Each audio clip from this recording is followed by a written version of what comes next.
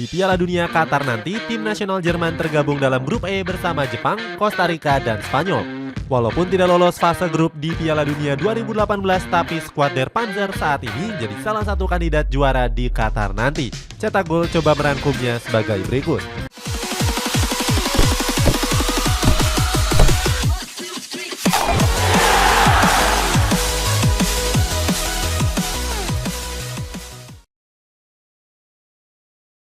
Tergabung di dalam grup neraka. Tim nasional Jerman dipastikan akan bertarung ketat di Piala Dunia Qatar mendatang. Skuad Der Panzer tergabung dalam grup neraka yang berisikan Spanyol, Kosta Rika, dan Jepang. Dalam grup tersebut sudah tentu Spanyol jadi lawan yang terberat. Selain menjadi negara unggulan, skuad La Furia Roja juga bermaterikan pemain kelas atas yang bermain di klub top Eropa. Namun dua negara seperti Kosta Rika dan Jepang gak bisa dianggap remeh begitu saja. Di Kosta Rika sendiri punya kiper tangguh yang kini memperkuat PSG, yakni Keylor Navas. Keberhasilan Kosta Rika untuk lolos juga gak terlepas dari peran apik sang kiper. Sementara di Jepang juga ada nama yang gak kalah mentereng seperti Takumi Minamino. Melihat lawan yang akan dihadapi, Hansi Flick mengatakan kalau anak asuhnya gak mudah untuk lolos ke babak 16 besar. Walaupun begitu, Hansi Flick optimis dengan skuadnya saat ini. Pelatih Jerman ini ingin mengulang era kejayaan Der Panzer seperti tahun 2014 yang lalu. Alasannya karena timnas Jerman punya materi pemain yang bisa bersaing. Penjaga gawang. Posisi pertama yakni sang penjaga gawang. Hansi Flick sepertinya masih akan mempercayakannya kepada Manuel Neuer. Walaupun sudah berusia uzur, tapi Neuer masih jadi andalan di tim nasional Jerman. Terbukti sejak debutnya di tahun 2009, Neuer sudah mencatatkan 113 caps termasuk di ajang Piala Dunia. Khusus di Piala Dunia, Neuer sudah jadi andalan di bawah mistar gawang sejak tahun 2010 yang lalu. Sayangnya di Piala Dunia 2018, Neuer gagal membawa Der Panzer lolos ke babak 16 besar. Dengan catatan apiknya itu membuat Neuer punya pengalaman yang gak bisa diremehkan. Di laga terbarunya kontra Barcelona, kiper berusia 36 tahun ini tampil apik membela Bayern Munchen. Bahkan dia membuat para penyerang Blaugrana merasa frustasi. Bicara soal Barcelona, mereka juga punya kiper Jerman yang menjadi kiper pilihan kedua Hansi Flick. Soal kualitas mereka berdua saat ini terhitung selisih tipis, namun Neuer memang lebih punya pengalaman di level internasional. Selain itu, Jerman juga masih punya kiper pelapis lainnya yakni Kevin Trapp. Walaupun di musim ini sudah kebobolan banyak gol, tapi Trapp juga nggak diragukan lagi. Mantan kiper PSG ini juga kerap dipuji karena sering menggagalkan penalti lawan.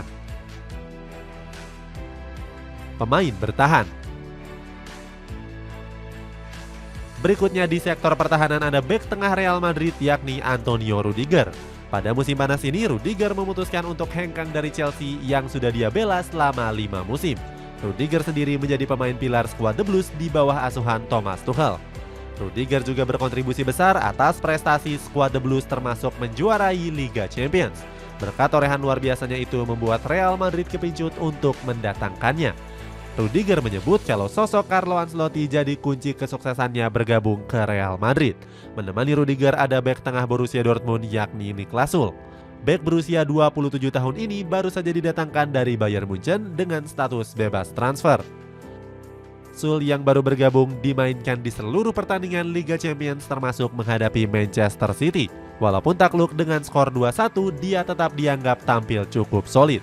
Selain Rudiger dan Niklas Süle, sektor bek tengah juga masih punya beberapa nama seperti Nico Schlotterbeck, Jonathan Tah, Thilo Kehrer, dan Lukas Klosterman. Lalu di kedua sektor bek sayap ditempati oleh Benjamin Henrik dan juga David Raum. Henrik sendiri baru saja dipermanenkan RB Leipzig setelah tampil apik di musim lalu. Gelandang. Selanjutnya di lini tengah ada gelandang Bayern Munchen yakni Joshua Kimmich. Kimmich mendapatkan kepercayaan dari Hansi Flick karena bisa dimainkan di berbagai posisi. Pemain berumur 27 tahun ini juga selalu jadi andalan Julian Nagelsmann di klubnya. Terbukti Kimmich sudah memainkan 10 pertandingan dan menyumbangkan 2 gol dan 4 assist. Selain Kimmich, tim nasional Jerman juga punya gelandang tengah penuh pengalaman lainnya. Kali ini ada Ilkay Gundogan yang kini membela Manchester City. Gundogan jadi andalan Pep Guardiola karena selalu bermain secara bagus. Selain itu, Gundogan juga merupakan gelandang kreatif yang unggul dalam hal distribusi umpan di sepertiga lapangan. Selanjutnya ada gelandang serang dari Borussia Dortmund yakni Marco Reus. Kapten skuad di Borussen ini kembali merumput setelah mengalami cedera yang panjang. Walaupun sudah cukup uzur, tapi Reus tetap mendapatkan kepercayaan Flick untuk membela tim nasional Jerman. Reus sendiri punya keunggulan dalam teknik dan juga kecepatan. Selain Reus, tim nasional Jerman juga punya gelandang serang lain seperti Kai Havertz. Serupa dengan Kimmich, Havertz juga berstatus sebagai pemain yang bertipe versatile. Dia bisa dimainkan di berbagai posisi tergantung dari instruksi pelatih. Penyerang. Terakhir, di sektor depan ada penyerang Bayern Munchen yakni Thomas Muller. Muller dipercaya membela timnas Jerman berkat kemampuannya dalam membaca peluang. Selain itu, Muller juga jeli dalam mengirimkan umpan ke ruang kosong. Pemain berusia 33 tahun ini pernah bermain di posisi winger, gelandang serang, dan striker tengah. Muller juga sudah jadi andalan sejak Piala Dunia tahun 2010 yang lalu. Sampai saat ini, Muller sudah mencatatkan 116 caps di berbagai ajang internasional.